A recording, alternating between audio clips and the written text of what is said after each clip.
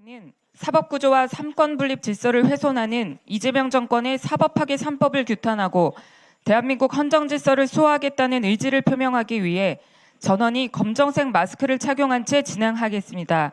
회의 참석자들께서는 모두 마스크를 착용해 주시고 발언하시는 분들께서는 발언 시에만 마스크를 벗어주시면 감사하겠습니다.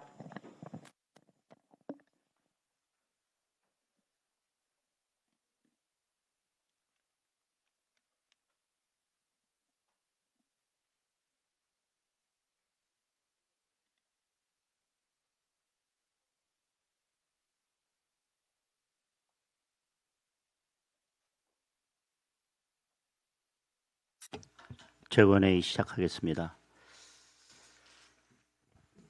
경제 대위기의 공포가 엄습하고 있습니다.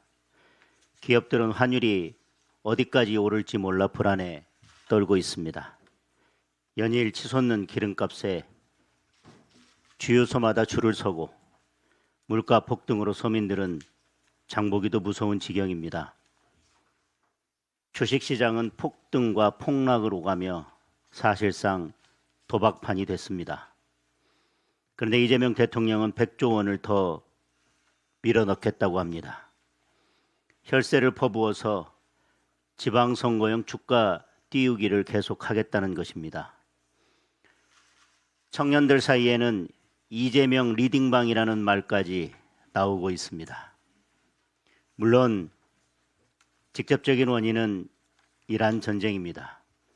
하지만 통상협상에 번번이 실패하고 한미 통화수합 하나 체결하지 못하는 이 정권의 무능도 비판하지 않을 수 없습니다. 내수 침체의 끝이 보이지 않고 경제 지표에 모두 빨간불이 들어왔는데도 주가 부양에만 목을 매는 정권의 무책임을 따지지 않을 수 없습니다. 온 나라와 온 국민이 불안에 휩싸여 있는데 한가롭게 동남아 나들이하고 틱톡이나 올리는 대통령의 무신경에 분노하지 않을 수 없습니다. 이러한 상황이 잠시 안정되는 것처럼 보이지만 전쟁이 장기화되거나 호르무즈 해협이 봉쇄될 위험은 여전합니다. 이는 전혀 근거 없는 불안이 아닙니다. 정부는 항상 최악의 상황을 염두에 두고 대책을 갖고 있어야 합니다. 국민의 우려와 불안을 가짜 뉴스라고 몰아붙일 것이 아니라 위기를 극복하고 경제 체질을 강화할 정책을 내놓아야 합니다. 국민의힘은 서민경제 위기 대응 체계를 구축하여 이 정권의 실정을 바로잡고 국민의 삶을 지키겠습니다. 이재명 대통령은 위기 상황을 똑바로 인식하고 제대로 된 대책으로 국민을 안심시키기 바랍니다. 이처럼 경제 위기의 쓰나미가 몰려오고 있는데도 이 정권의 관심은 오로지 권력 유지에만 있습니다. 오늘 아침 이재명 대통령은 국무회의에서 사법파괴 3대 악법을 기어코 통과시켰습니다. 대통령은 자신의 쌍방울 대북 송금 사건을 두고 검찰 기소가 강도, 납치, 살인보다 더 나쁜 짓이라며 여당의 공소 취소를 부추기고 있습니다. 더불어민주당은 공공연히 대법원장 탄핵을 외치면서 사법부를 겁박하고 있습니다. 이제 이 정권은 사법부를 발 아래 두고 독재의 엑셀러레이터를 더욱 거세게 밟을 것입니다. 권력이 판결문을 쓰고 정권이 사법위에 군림하는 나라에 법치와 민주주의는 설 자리가 없습니다. 그리고 그 피해는 온전히 국민에게 돌아갈 것입니다. 참담하고 절망적인 상황이지만 이대로 포기할 수는 없습니다. 국민의힘은 대한민국의 헌정 질서를 지키고 국민의 자유와 인권을 지키기 위해 끝까지 맞서 싸울 것입니다. 국민 여러분께서도 사법 파괴 3대 악법의 실체를 정확히 살펴주시고 국민의힘과 함께 싸워주실 것을 간곡히 호소드립니다.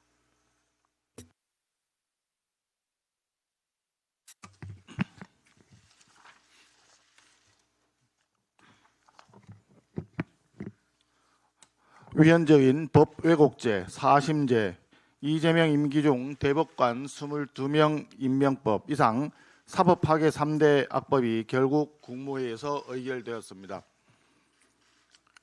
진정으로 중동 리스크 대응이 중요하다고 생각했다면 관계부처 장관회의를 소집하는 것이 마땅했을 것입니다. 중동 리스크를 핑계 삼아서 국무회의를 소집하여 사법 파괴 3법부터 부랴부랴 통과시킨 것이 바로 꼼수입니다.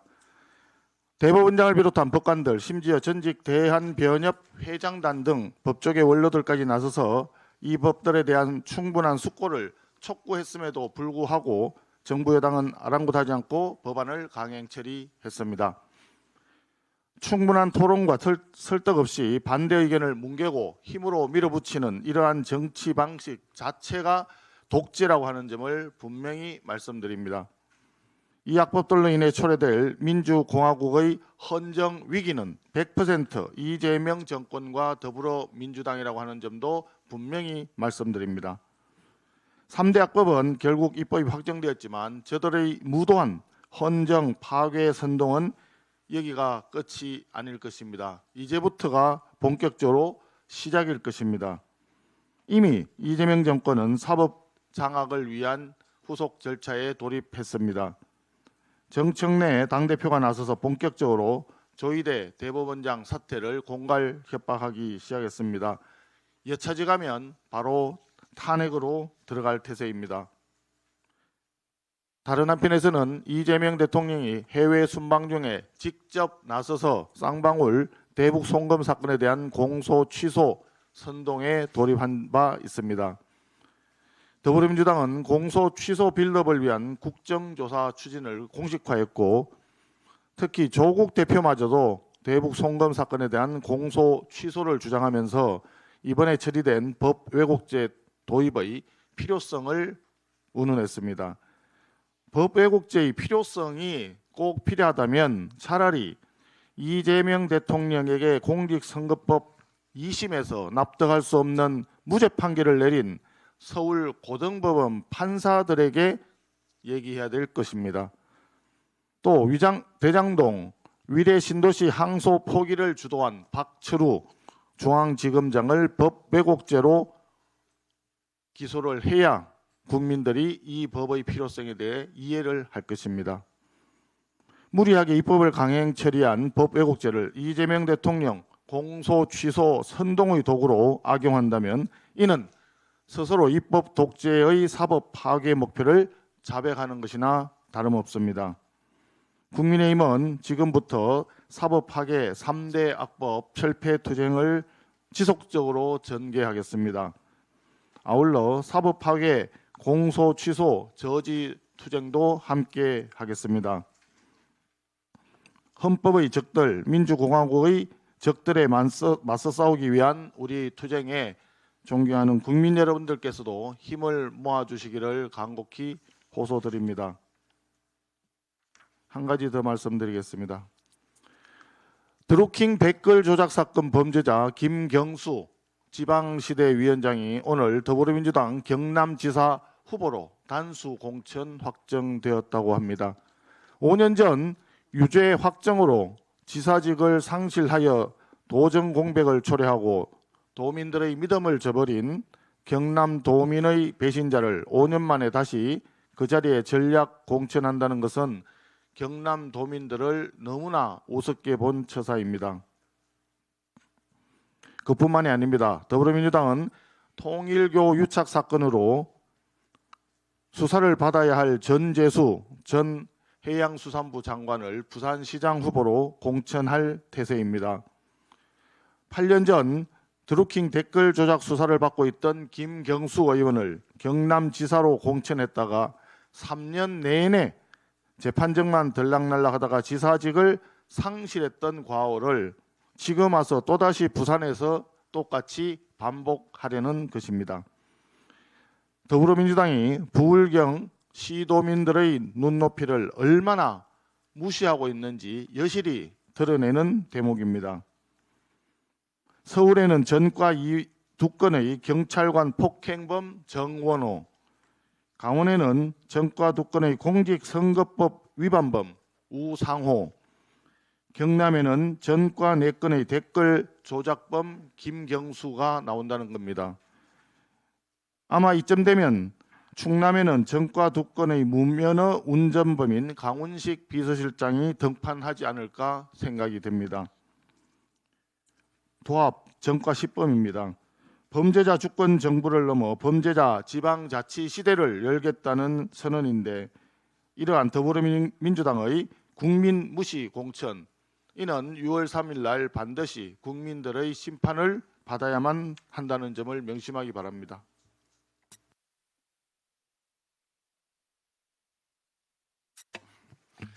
예, 최고위원 신동욱입니다. 며칠 전에 민주당이 현수막을 걸었는데 그 현수막에 꿈의 주가지수 6,000 달성이라는 표현을 내걸었습니다. 어느 나라의 집권 여당이 주가지수를 국정 운영의 가장 기조로 삼고 있는 나라가 있는지 잘 모르겠습니다. 그러다 보니까 지금 국민들의 관심사에서 그리고 언론의 관심사에서 생산, 소비, 물가, 고용 같은 기본적인 경제 지표가 사라진 지가 오래됐습니다. 이 말은 다시 표현하면 대한민국이 어디로 가고 있는지 도무지 알 수 없다는 뜻이기도 합니다.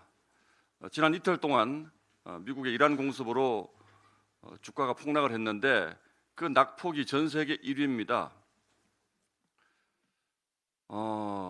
지금 서울에 전쟁이 난 건 아니지 않습니까? 중동에서 전쟁이 났는데 전 세계에서 주가가 가장 큰 폭으로 떨어졌습니다.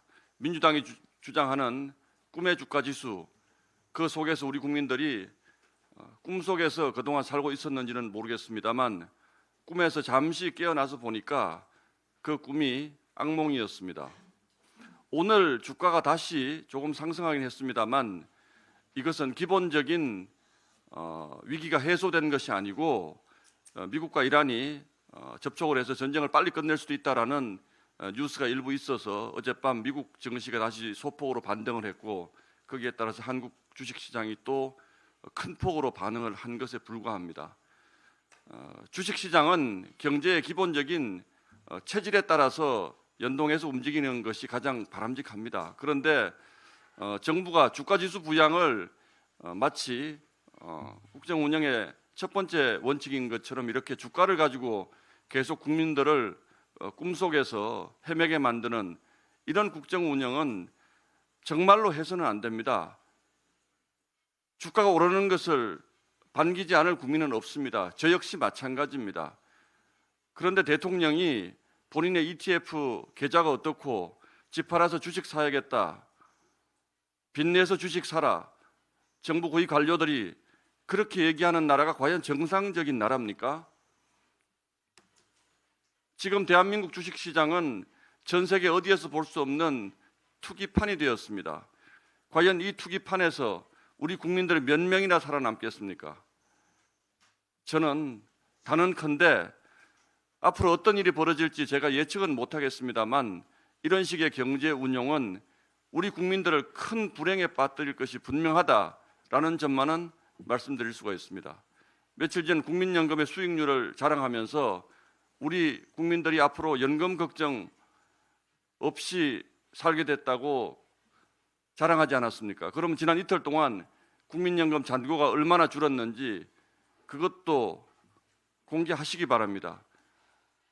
우리의 미래를 확신할 수 없는 주식시장의 투기판 속으로 다 밀어넣고 앞으로 지방선거 때까지 계속 이렇게 국가 재정을 주식시장 부양을 위해서, 환율 방어를 위해서 이렇게 소진하는 이런 경제정책을 과연 국민들이 내 주식 계좌만 쳐다보면서 꿈속에 계속 살아야 하는 것인지 지금이라도 이재명 정부의 이런 천박한 경제 운용 기조 즉각 전환하고 대한민국 경제 정상적인 경제 지표를 봐가면서 올바른 길로 끌고 가주기를 정말 간곡히 부탁드립니다. 호소드립니다. 이렇게 경제 운용하면 큰일 난다는 것 우리 국민들이 잘 알고 있습니다. 이것이 결국 이재명 정부의 위기로 이어질 것이라는 경고도 곁들입니다.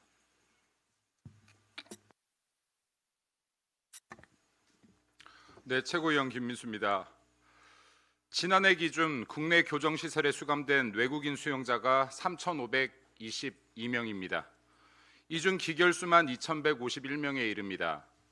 살인 241명, 강간 151명, 특히 마약류 사범은 1,013명으로 절반에 육박합니다. 더 심각한 것은 증가 속도입니다. 외국인 마약 범죄가 빠른 속도로 증가하고 있습니다. 국적별로 2,151명의 수감자 가운데 중국 출신 수용자가 1,464명으로 가장 많습니다. 태국과 베트남 등이 그 뒤를 잇습니다. 대한민국 2025년 기준 인구 10만 명당 살인율이 0.5건 수준으로 세계에서 가장 안전한 나라에 속합니다. 하지만 외국인에 의한 국내 살인율은 인구 10만 명당 약 2.6건으로 5배를 상회합니다. 성범죄 역시 우리나라 인구 10만 명당 약 43건, 국내 외국인에 의한 성범죄 77건으로 약 1.8배에 이릅니다. 마약 사범의 경우 내국인 기준 인구 10만 명당 34건, 외국인 기준 115건으로 약 3.3배에 이릅니다. 정상적인 루트의 이민과 교류는 대한민국 입장에서도 세계적으로도 좋은 일입니다. 외국인들이 대한민국에서 코리아 드림을 꿈꾸길 바랍니다. 대한민국 국민이 수많은 국가에서 더 빛나기를 바랍니다. 하지만 어떠한 가치도 국민의 안전에 앞장설 수 없습니다. 분명한 것은 지금 대한민국 외국인에 의한 살인, 강간, 마약 등 강력범죄의 비율이 급증하고 있다는 것입니다. 모든 강력범죄가 심각한 수준이지만 특히 마약류의 경우 이 좁은 땅 대한민국에 확산된다면 막아낼 방법이 없다고 생각됩니다. 우리 가족들이, 아이들이 마약에 쉽게 노출되고 있습니다.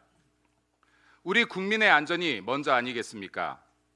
아이들의 건강한 정신으로 자랄 수 있는 환경이 먼저 아니겠습니까? 대한민국이 진정한 글로벌 스탠다드, 글로벌 리더 국가가 되기 위해서는 양질의 외국인이 더 많이 대한민국을 찾게 해야 합니다. 이를 위해서는 신뢰할 수 있는 기준과 원칙이 필요할 것입니다. 중국인의 무비자 입국 철회 다시 한번 강력하게 촉구합니다. 국민 안전보다 특정 국가의 눈치를 먼저 살핀다면 이재명 정권 역시 그 수명을 다하지 못할 것입니다. 하나만 더 말씀드리겠습니다. 곰팡이 백신 특검 촉구를 이어가겠습니다. 자길 백신 피해자 모임 등의 대표단과 유선으로 교신했습니다. 많은 분들의 억울한 사정과 진행 상황을 듣고 있고 앞으로도 수집해 나가겠습니다. 백신에 대한 책임을 지겠다던 문재인과 민주당이었습니다. 이재명 정권과 민주당은 곰팡이 백신에 대한 10만 국민의 외침과 가족을 잃은 슬픔을 뭉개고 지나쳐서는 결코 안 될 것입니다. 곰팡이는 국민들께서 이 사안에 대해 함께 공유해 주시고 국민께 알려주시길 부탁드리겠습니다. 이상입니다.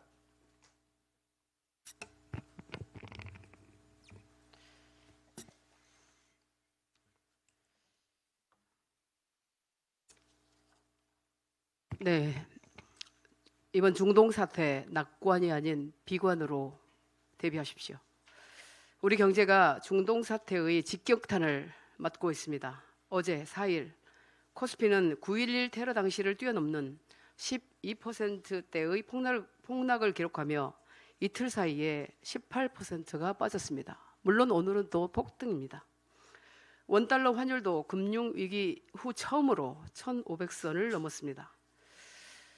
이런 재난 상황의 원인이 단순히 지정학적 리스크만이 아닌 것은 코스피는 대통령과 여당의 과도한 증시부양 메시지로 과열되어 있었고 환율은 정부의 능력 밖의 일이라며 사실상 손을 놓고 있었습니다. 불행하게도 우리가 통제할 수 없는 전쟁이 발생했고 이 위기를 극복할 정부의 리더십과 전문성은 지금 보이지 않습니다. 대통령은 지나친 우려 말라 그런 SNS 글로 사태를 수습합니다. 전문성 없는 국무총리는 경제당국과 금융당국을 닥달하기만 하고 여당 대표는 매일 사법부와 대법원장 때려잡기에만 혈안입니다. 근거 없는 장밋빛 경제 전망만 내놓던 이들 집권 세력이 이제는 근거 없는 낙관으로 아니 무식해서 생긴 용감함으로 예측 가능한 위기를 외면하고 있습니다. 컨트롤타워에 대한 신뢰가 없으니 시장은 더 크게 흔들립니다. 지금 필요한 것은 냉혹한 현실에 기반한 정부의 총력 대응입니다. 중동 사태가 장기화될 가능성을 열어두고 모든 위기를 최대치로 상정하고 철저하게 대비해야 합니다. 특히 지금 코스피는 급증한 개미 투자자들의 비투가 많습니다. 주가 폭락이 반대 매매와 주가 폭락으로 이어지는 악순환이 거듭되면 그 패닉과 집단 이탈이 부동산 시장마저 망가뜨릴 수 있습니다. 저는 그 어느 때보다 금융위의 역할이 막중하다고 생각합니다. 시장이 패닉에 빠졌을 때 즉각적인 안정 조치를 가동하고 기관 투자자들이 중심을 잡도록 정책과 리더십을 발휘해야 합니다. 그러나 서둘러 가용수단을 총동원해야 할 금융위는 지금 방향도 속도감도 제대로 보여주지 못하고 있습니다. 정부가 중심을 못 잡으니 개미들의 불신은 임계치를 넘었습니다. 에너지의 과도한 중동 의존도 역시 시한폭탄입니다. 세계 원유의 3분의 1이 지나는 호르무즈 해협을 이란이 봉쇄하면 원유 수입의 70%를 중동에 의존하는 대한민국, 우리나라가 가장 먼저 쓰러집니다. 정부는 어제 원유 비축분이 208일치라고 밝혔습니다. 걱정할 거 없다, 충분하다 장담하고 있지만 이는 사태 장기화를 고려치 않은 아니란 판단입니다. 열흘 안에 끝난다던 러시아 우크라이나 전쟁이 어느덧 5년째입니다. 만약 중동 사태가 208일, 즉 7달만 더 지속된다면 한국의 산업이 에너지 고갈로 다 멈춰서게 될지도 모릅니다. 제가 본 민주당의 운동권 출신 정치인들은 경제와 산업 관련 경험과 전문성이 부족해 모르는 게 많은데도 지나치게 아는 척을 많이 하고 상황 판단도 냉정하지 못했습니다. 냉철한 비판은 오직 상대 정당을 공격할 때뿐이었습니다. 그래서 지금 걱정이 큽니다. 반도체 특수가 이끈 코스피 6천의 취기가 아직 덜 가신 민주당이 몇몇 효능감 있는 정치로 높아진 대통령 국정 지지율만 믿다가 닥쳐온 위기에 대응하지 못해 나라를 완전히 망가뜨리지 않을까 걱정됩니다. 지금은 근거 없는 낙관을 버리고 가장 비관적인 전망 아래 최대치로 대책을 세워야 할 때입니다. 이상입니다. 청년 최고위원 우재준입니다. 다가오는 지방선거를 앞두고 국민들께서 납득하기 어려운 장면들이 잇따라 벌어지고 있습니다. 범죄 의혹과 사법 리스크로 논란의 중심에 섰던 인사들이 아무런 성찰도 없이 다시 출마하겠다는 움직임을 보이고 있기 때문입니다. 정책 경쟁을 통한 공정한 승부로 국민 여러분께 희망을 안겨드리고자 하는 우리 당의 입장에서는 매우 힘이 빠지는 일입니다. 김경수 전 경남도지사는 여론 형성과 선거 과정에서 불법 프로그램을 활용해서 인터넷 댓글을 조작한 드루킹 댓글 조작 사건으로 대법원에서 실형이 확정된 바 있습니다. 심지어 사과조차 하지 않은 사람입니다. 그런데도 민주당은 오늘 김경수 전 지사를 경남도지사 후보로 단수 공천하였습니다. 민주주의를 훼손한 범죄로 처벌받았던 인물이 아무 일도 없다는 듯 다시 공직에 도전하는 것이 과연 국민 상식에 부합하는 일인지 묻지 않을 수 없습니다. 김용 전 민주연구원 본장 역시 대장동 개발 특혜 의혹과 관련해 불법 정치 자금을 수수한 혐의로 1심에서 징역형을 선고받았습니다. 그런 인물이 보석 상태에서 출판 기념회를 열고 선거 출마 의사를 내비치고 있습니다. 사법적 판단을 기다리는 상황에서 최소한의 자숙을 기대하는 것이 과한 요구입니까? 또한 조국혁신당의 조국 대표 역시 재보궐선거에 출마하겠다는 의지를 내비쳤습니다. 우리 사회에 깊은 분열과 상처를 남긴 인물입니다. 자녀 입시 비리로 시작된 사건은 공정과 정의라는 가치에 대한 국민적 분노를 촉발시켰습니다. 특히 부모의 지위와 권력을 이용해 교육 기회의 공정성을 훼손했다는 의혹은 수많은 청년들에게 깊은 좌절과 분노를 안겨주었습니다. 이쯤 되면 더불어민주당의 공직 후보자 검증 시스템 자체에 근본적인 의문을 제기하지 않을 수 없습니다. 과연 민주당 내부에서는 후보자의 도덕성과 자질, 행정 능력에 대한 제대로 된 검증이 이루어지고 있는 것입니까? 아니면 정치적 유불리와 계파 계산에 따라 제명인의 마을에서 검증을 통해 공천이 이루어지고 있는 것입니까? 민주당은 사법파괴 3법으로 자신들이 사법부 위에 있다는 것을 선언했습니다. 그들 눈에는 김경수, 김용, 조국의 범죄는 자기들이 무시하면 그만이라고 생각하는 것 같습니다. 삼권 분립을 파괴하고 법 앞에 누구나 평등하며 죄 지은 사람은 책임지고 처벌받는다는 당연한 원칙, 모든 공직자는 법과 국민 앞에 겸손해야 한다는 당연한 원칙을 깨버린 민주당의 행태는 지방선거에서 심판받을 것입니다. 이상입니다.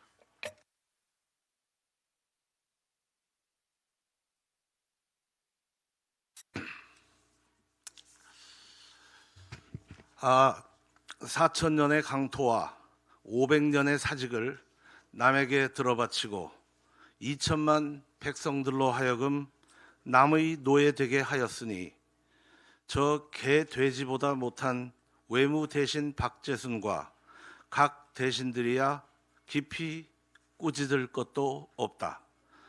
아 원통 안 지고 아 분 안 지고 우리 2천만 동포요, 노예가 된 동포요, 살았는가 죽었는가. 1905년 11월 20일자 황성신문에 실린 장지연의 사설 시일야 방성대곡입니다. 이날에 목 놓아 크게 우노라 하는 그런 제목의 논설입니다. 당시의 외세 압박과 정부의 대응을 비판하며 민족 의식을 고취했던 글입니다. 나라를 빼앗긴 것은 1910년이지만 나라가 무너진 결정적 출발점은 을사늑약이 체결된 1905년이었습니다.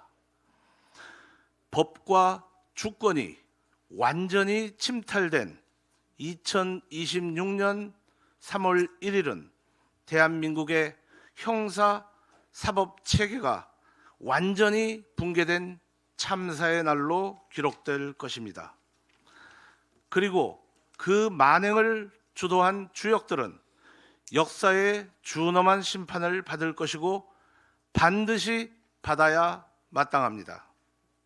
그때는 외세의 지배에 의해 식민 지배의 노예로 전락했지만 2026년 3월 1일은 우리가 선출한 우리의 권력에 의해 기본권이 침해되고 법의 보호가 박탈된 날로 기록될 것입니다. 대한민국의 헌정 질서는 단번에 무너지고 있는 것이 아닙니다. 지난 총선에서 압승을 거둔 민주당이 다수 의석의 힘으로 민의 전당 국회를 마음먹은 대로 좌지우지하다가 마침내 사법장악 3법으로 대한민국의 형사 사법 질서를 완전히 붕괴시켜 버렸습니다. 법 왜곡죄는 사실상 판검사 고소 고발법입니다. 재판 소원죄는 사실상 삼심 해체법입니다. 대법관 증언법은 사실상 대법관 쇼핑법입니다. 이 법이 행정부의 들러리가 되고 그 힘이 사법 구조까지 지배한다면 이 나라는 더 이상 권력 국가, 분립 국가라고 말할 수 없을 것입니다. 입법권의 독주가 행정부와 합쳐져서 사법부까지 확장되는 이 흐름 속에 민주주의 국가의 체제는 이제 더 이상 기대하기 어려울지도 모르겠습니다. 1905년 그날을 기록한 통곡이 있었습니다. 2026년 오늘을 절규하며 다시 기록합니다. 그리고 1905년에 그 절규를 다시 떠올립니다. 이날의 목 놓아 크게 통곡하노라. 이상입니다. 더불어민주당 정청래 대표가 급기야 조희대 대법원장의 사퇴까지 요구했습니다. 민주당 일각에서는 대법원장을 탄핵하겠다고 협박하고 있습니다. 조희대 대법원장이 있는 한 이재명 정권과 민주당이 사법부를 장악하기 어렵다. 그러니 빨리 사퇴하라. 아니면 탄핵시켜 버리겠다. 지금 민주당의 행태는 국민들에게 이나 결코 민주당의 뜻대로 되지는 않을 것입니다. 우리 국민들께서 이러한 사법부 장악 시도를 결코 용납하지 않을 것이기 때문입니다. 이재명 대통령께 묻습니다. 대통령께서도 조희대 대법원장을 사퇴시키거나 탄핵하는 것이 정당하다고 생각하십니까? 즉각 분명한 입장을 밝혀주십시오. 또한 헌정질서를 흔드는 정청래 대표의 발언을 자제시키고 분명한 경고를 하는 것이 대통령의 책임 있는 자세일 것입니다. 정청래 대표 역시 대법원장 사퇴 요구 발언을 즉각 취소하고 사법부 독립이라는 헌정질서를 뒤흔드는 매우 부적절하고 위험한 발언에 대해 국민들께 사과해야 될 것입니다. 이러한 사태 이후 코스피가 단 이틀 만에 1150포인트 급락했습니다. 그런데 오늘은 다시 400포인트 이상 급등하고 있습니다. 이처럼 며칠 사이에 폭락과 급등이 나타나는 모습 자체가 우리 주식시장의 심각한 변동성과 취약한 구조를 보여주는 것입니다. 전문가들 역시 우리 주식시장이 외부 충격에 얼마나 크게 흔들릴 수 있는지 드러낸 사례라고 평가하고 있습니다. 문제는 단순한 하락이 아니라 예측 불가능한 급격한 변동성입니다. 지금 주식시장을 믿고 투자했던 많은 투자자들이 망연자실하고 있습니다.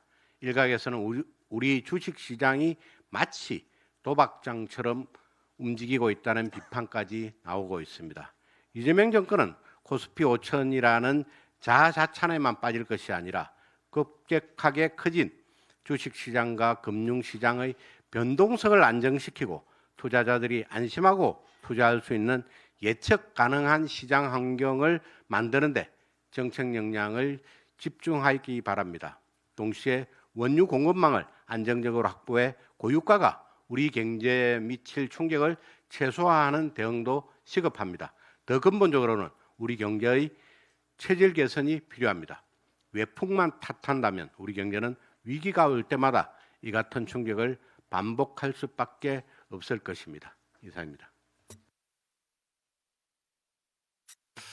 지금 코로나 백신 피해자 대책위에서는 코로나 백신으로 인한 사망자가 2,800명 정도 된다라고 지금 말씀들을 하고 계십니다. 얼마 전 감사원 발표를 보면 코로나 백신을 너무 급하게 맞추다 보니까 곰팡이라든지 이물질이 포함된 백신이 그대로 접종됐다는 감사원의 발표 결과가 있었고, 이에 따라서 법사위에서 감사원을 상대로 긴급 현안 질의를 민주당 쪽에 요청을 했는데, 민주당이 추미애 위원장이 아무 이유 없이 법사위 열 수 없다라고 지금 거부를 하고 있습니다. 그래서 저희가 내일 법사위에서 다시 저희 국민의힘 의원들의 힘만으로 전체 회의 소집 요구를 하고 있습니다만, 지금까지 분위기를 보면 민주당이 이 문제에 대해서 별로 관심이 없어 보이고, 또 우리 피해자들의 애타는 진실 규명 요구를 받아들이거나 조사에 나설 가능성이 별로 없어 보입니다. 그래서 어쨌든 내일 저희가 법사위 전체 회의를 요구는 해보겠습니다만, 민주당이 관심을 보이지 않아서 앞으로 지속적으로 저희는 이 문제를 제기해 나가고 국회 차원에서도 진상 규명을 해 나갈 것이라는 점을 말씀을 드리겠습니다. 예.